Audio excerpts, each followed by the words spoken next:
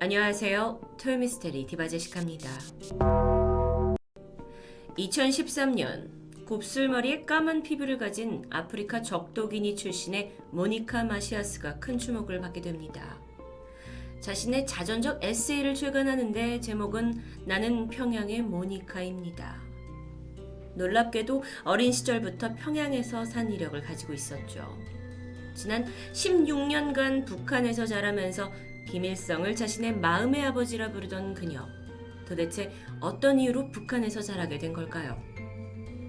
모니카는 1972년 아프리카 중부 서해 연안의 작은 나라인 적도 기니에서 태어났습니다. 아버지가 초대 대통령 프란시스코 마시아스 은게마였죠.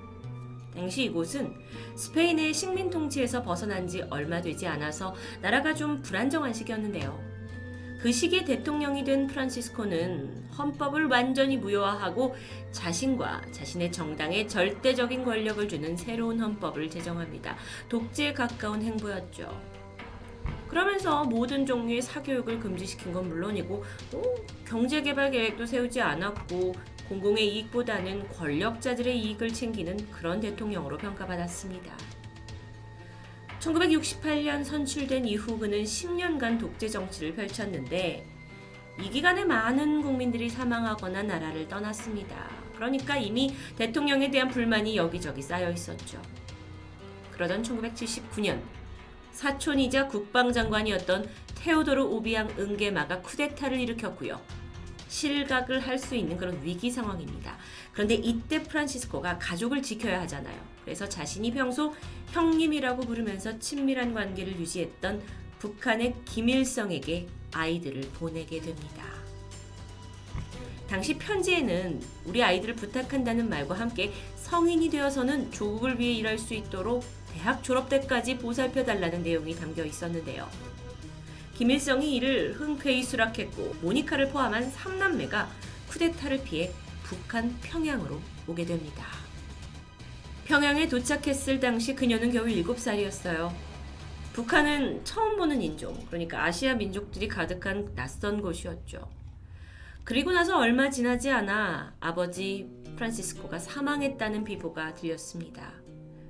잠시 머무를 줄 알았던 평양, 북한입니다. 하지만 3남매는 한순간에 망명자 신세가 되었고 이때의 충격인지 모니카는 고국에 대한 기억과 모국어까지 잊게 되죠. 북한에서 3남매는 김일성의 특별한 배려로 외국인 전용 아파트에서 지내면서 꽤 편안한 생활을 했어요. 또 북한 고위급 관부들의 자녀들만 갈 수 있다는 엘리트 학교 만경대혁명학원에 학업을 이어갑니다. 이 아이들이 여기에 입학했다라는 것 자체만으로도 평양에서는 꽤 큰 이슈가 되었는데요. 여기가 남학생들만 들어가는 곳이기 때문입니다. 만경대혁명학원은 북한의 제1 엘리트 학교라고 해요. 근데 군사 쪽에 관련된 수업을 주로 하는 곳입니다. 그러니까 여학생들은 사회 행정을 배우던 남포혁명학원으로 간대요. 하지만 김일성이 모니카와 언니 마리벨을 위해서 만경대혁명학원에 특별 학급을 신설하게 된 거죠. 그곳에서 3남매는 일반적인 교육과 함께 북한의 주체 사상과 군사교육을 수료합니다. 그런데 모니카한테 이곳의 생활이 안락하기만 한 건 아니었어요. 워낙 또래보다 키도 컸고 어디서나 눈에 띌 수밖에 없는 검은색 피부. 주목을 늘 받다 보니 따돌림도 쉽게 당했다고 합니다. 친구들과 자신이 다른 게 너무 싫어서 나도 여기 있는 애들처럼 됐고 싶어서 피부색을 닦았다라는 이야기도 있었죠. 한국어 공부를 게을리하지 않았고요. 남들보다 더 많이 노력했다고 그녀가 얘기를 해요. 자신의 고국 적도기니에 대한 기억은 잃었지만 북한에서는 또 이방인이었기 때문에 힘들게 적응해갑니다. 그런데 그녀는 자신의 가족들에게 일어난 불행이 모두 쿠데타를 일으켰던 삼촌 때문이라는 생각이 강했어요. 그래서 그에 대한 증오심이 있어서 학교에서 받았던 군사훈련을 아주 열심히 참여했다고 해요. 그걸 통해서 오히려 증오가 좀 분출되기도 했고요. 관역을 삼촌이다 생각하면서 쐈고 그런 식으로 점차 자신이 처한 상황을 잠시나마 잊게 되는데요. 자라면서 모니카는 북한 사람이 되었습니다. 만경대혁명학원을 졸업했고 평양 경공대의 피복공학과로 진학했죠. 외국인 신분이었기 때문에 대학에서는 다른 외국인 유학생들처럼 자유롭게 대학 생활을 즐겼다고 합니다. 기록에 의하면 유학생 학생들끼리 춤장이라고 부르는 디스코텍도 갔고요. 김치바라고 부르는 바에 가서 술을 마시기도 했고 노래방에 가서 조용필의 친구여를 부른 적도 있다고 해요. 하지만 모니카는 다른 유학생들과는 분명 달랐습니다. 유년 시절부터 평양에서 교육을 받고 자랐기 때문에 그 사고방식에서 벗어나지 못했죠. 한 예로 시리아에서 유학을 온 친구 아자르가 있었습니다. 아자르가 김일성 주석의 사진이 있는 그 노동신문을 깔고 앉았어요. 여기에 경악합니다. 너 지금 뭐한 짓이야? 왜냐면 그녀에게 김일성은 물론 주체사상이 이제 세뇌가 되었겠지만 그 외에도 오갈 데 없는 자신과 형제들을 받아준 마음의 아버지, 생명의 은인이나 다름이 없었거든요. 그렇기 때문에 어떤 충성심이 강했겠죠. 하지만 이에 대해 친구는 오히려 이상하게 생각합니다. 너는 평양에서만 자라서 바깥 세상을 모르는구나 라고 말해주기도 했고요. 이때 모니카가 그동안 아무런 의심도 없이 받아들였던 나의 평양에서의 인생이 어쩌면 조금 다른 방향으로 갈 수도 있겠다라는 생각을 하게 됩니다. 사실 여기서 지정된 사람만 만나고 또 제한된 곳만 가다 보니까 어쩔 수 없었죠. 조국으로 돌아갈 수가 없습니다. 왜냐하면 망명자였기 때문에요. 북한이 오히려 고향이었어요. 그러던 1989년 임수경이 방북을 했을 때 그녀의 모습에 자유에 대한 눈을 떴다고 해요. 청바지에 면티를 입고 막 수많은 사람들 앞에서 노래를 하는 평양에서는 쉽게 볼 수 없는 당당한 모습이었거든요. 그러던 중 이 리노라는 사촌이 적도기니의 베이징 대사로 방문을 했다라는 사실을 듣고 방학을 맞아서 베이징으로 생애 첫 여행을 떠나게 돼요. 그리고 시간을 보내던 차 새로운 세상을 경험하게 되죠. 한국인뿐만 아니라 수많은 국적의 사람들을 만났고 이야기를 나누면서 선입견을 내려놓게 됩니다. 그리고 이 자기가 살던 북한이 사실 외국에서는 다른 인식을 가지고 있고 내가 아버지라 여기는 김일성이 최악의 독재자로 여긴다라는 사실에 큰 충격을 받게 돼요. 그렇게 베이징에서 다시 평양으로 돌아온 그녀는 이제 자신의 정체성과 미래에 대해 고민이 깊어졌습니다. 그리고 결심하게 되죠. 애초에 이 3남매가 평양에 머무를 수 있었던 건 대학 졸업 때까지다라는 유효기간이 있었습니다. 그래서 평양을 떠나도 되냐라고 물어보게 돼요. 그리고 김일성 비서실을 통해서 원하는 대로 해도 된다라는 답을 듣게 되죠. 그들이 진짜 북한 사람은 아니었으니까요. 그렇게 23살이었던 모니카는 평양을 떠나서 첫 여행지로 스페인을 선택합니다. 어머니의 고향이었거든요. 그러니까 이게 단순히 여행이라기보다 정착을 할 곳이죠. 근데 사실 이 스페인에는 이제 통치를 이제 있었기 때문에 적도기니 사람들이 많았어요. 근데 모니카는 뭐예요? 실각한 대통령의 딸이에요. 그러니까는 그녀를 미워하는 사람들이 많이 있을 수 있겠죠. 스페인에 가서 가정부 일까지 하면서 돈을 벌고 정착을 하려고 했습니다. 하지만 적도기니 몇몇 사람들이 그녀를 알아봤고 위협했고 결국 그녀는 스페인의 다른 도시 마드리드로 가게 됩니다. 거기에서 전공을 살려서 이제 홈데코 브랜드에 취직도 했고요. 취직을 하다 보니까 스페인어도 열심히 하고 게다가 한국어도 하고 그러니까 이제 사람들이 시선을 끌게 됩니다.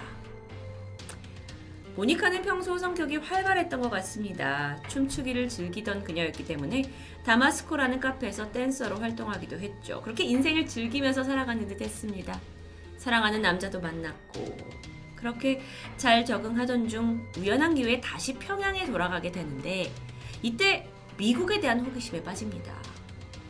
그녀가 평양에서 배웠던 건 미국은 증오의 나라, 원수의 나라죠. 그런데 미국의 실체를 직접 보고 싶었습니다. 그렇게 뉴욕에 도착한 모니카는 정말 자본주의, 나쁜 것, 폐해의 온상이라고 여겼던 미국이 정말 자유를 마음껏 누릴 수 있는 곳이라는 거에 충격을 받습니다. 오전에는 유치원에서 일하고 오후에는 어학원에서 영어 공부를 시작했죠. 그러던 중 자신이 그토록 증오하던 삼촌 테오도르 운게마를 만나게 됐습니다. 그가 이제 새로운 적도기니 대통령이잖아요. UN 총회에 참석하기 위해서 왔는데 마침 이제 사정이 생겨서 그와 만나게 됐고요. 그때 오해를 풀면서 마음 안에 있는 증오마저 모두 털어버렸다고 해요. 그렇게 그녀의 길고 길었던 증오의 마음이 어느 순간 막을 내리게 된 겁니다. 자, 그리고 나서 그녀는 어쩌면 좀 뭔가 감정적으로 헐헐 털어버릴 수 있는 상황에서 자신에게 가장 멀게 느껴졌던 서울로 향하게 됩니다. 어쩌면 이제 마음의 고향이라고 여기는 그 한반도에 서울이 있었기 때문에 망설이진 않았죠. 2007년 인천공항에 도착을 했고 공항에 있던 백두산 사진을 보면서 알 수 없는 감정에 휩싸였다고 해요. 이후에 평양에서 알고 있던 다른 유학생 중국인 친구를 통해 일자리와 숙식을 해결했고 다행히 한국말을 유창했고 또 음식도 맞았기 때문에 빠르게 서울 생활에 적응해 갑니다. 모니카의 서울 생활이요, 만족스러웠어요. 사람도 금방 사귈 수 있었고 외국인이 한국말을 잘하니까 되게 많이 정을 주고 마음을 주고 예뻐해 주셨다고 해요. 다만 모니카가 안타까웠던 건 이쪽 사람들이 이제 북한에 대한 인식이 너무도 부정적이다라는 느낌을 받았다고 합니다. 북한 하면 아우지 탄광, 괴담, 소문 같은 것들을 농담 삼아서 이야기하는데 물론 자신이 김일성의 보살핌 아래서 편안하게 지냈던 것이긴 해도 모니카한테 있어서 북한, 평양은 그렇게 나쁘게 이야기하는 그럴 만한 곳이 아니었기 때문에 좀 모르겠어요. 안타까움을 느꼈던 것 같은데요. 모니카가 느끼기에는 사실 한국인의 정서도 평양 사람들과 다름없다라고 느꼈다고 합니다. 그녀가 2013년 책을 내기까지 약 10년이 걸렸습니다. 다른 나라가 아닌 한국에서 책을 낸 이유는 자신의 마음을 이해해주고 공감해줄 수 있는 사람이 한국인이라고 여겼기 때문인데요. 그렇다면 궁금합니다. 그녀가 보는 김일성은 어떤 사람이었을까요? 정치적인 것을 떠나 아버지와의 약속을 지켜준 사람이라고 이야기합니다. 삼촌들이 이제 자신의 아버지가 돌아가시고 나서 자식들 어딨냐, 북한에 있다 해가지고 찾으러 왔을 때도 나는 약속을 했기 때문에 딸을 내줄 수 없다라고 거절했다 라는 이야기를 덧붙였죠. 만약 그때 붙잡혀서 적도기니로 돌아갔더라면 그녀의 인생은 지금과는 많이 달랐을 겁니다. 이토록 성장하면서 어떤 자신만의 인생을 살 수 있게 된 건 모니카는 평양에서의 경험 덕이라고 설명을 하는데요. 여러 나라를 거치고 결국 서울 생활을 몇 년 하고 나서 그녀는 중국, 홍콩, 네덜란드 전 세계를 돌아다니면서 여행을 멈추지 않았죠. 왜 이렇게 전 세계를 여행하냐? 라는 기자의 질문에 나는 전 세계의 다양함을 경험하고 싶다고 말했습니다. 그러면서 사람들은 저마다 내가 속한 세상밖에 모르면서 다른 나라에 대해서는 쉽게 평가하는 경향이 있다라는 일침을 날렸는데요. 또한 무엇보다 어떤 것을 알아가는 단계에서는 편견이나 선입견 없이 다가갈 수 있는 자세가 중요하다고 강조합니다. 그녀는 나중에 결혼을 하면 그리고 아이를 낳으면 꼭 한반도에서 살면서 아이에게 한국어를 가르치겠다고 말하는데요. 자신의 삶이 한반도 그 자체라고 말하는 모니카. 언젠가 한반도가 통일이 된다면 어린 시절 자신의 북한 친구들을 꼭 만나서 남쪽의 친구들을 소개해주고 싶다고 말합니다. 오늘 영상의 제목은 평양의 딸 또는 김일성의 딸 모니카로 잡았는데요. 사실은 여러분이 어떤 일화가 있는지 다 알게 되셨죠. 정말 특이했던 모니카의 이야기, 그리고 그녀의 작은 바람, 꼭 이뤄질 수 있는 날이 오게 되기를 바라봅니다. 토요미스테리 대바제식합니다.